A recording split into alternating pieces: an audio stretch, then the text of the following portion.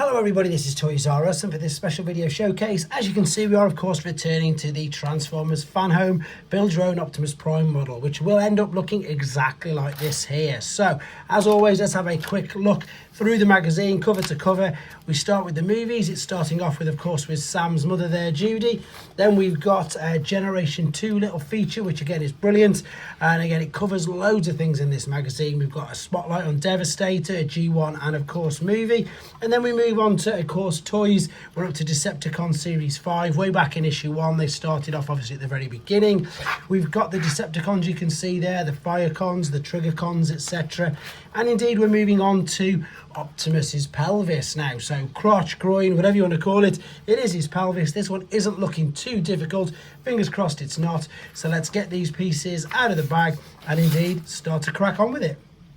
So this is everything out of the bag, and as you can see, this is appearing to be a nice small stage. So for those of you wondering, this is again a solid piece of die cast, nice and heavy, and I imagine it's of course got to be because of where it's going to be holding all the weight of the upper body up. So let's take the picture, let's get the correct orientation. The good thing about this is it is really self-explanatory. You can see there we've got like a D shape or a flat side, and it's saying to pop that into this hole there, and you can of course see the flat side as well.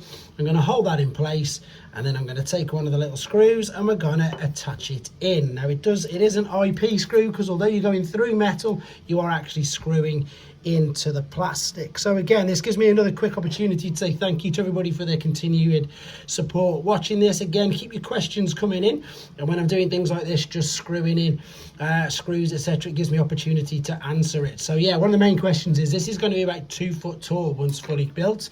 That's that part done.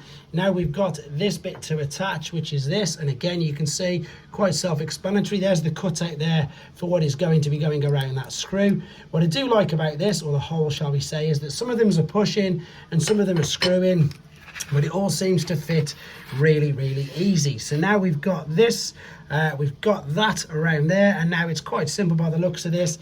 This is going to line up and fill in these gaps. So as I say, it's all self-explanatory, it's all relatively easy, a little bit of pressure there, and that is part 1 of the pelvis. But thankfully, and again, nice and quick, nice and simple, excuse the noise, this is going to complete stage 23 already. Let's move on to stage 24.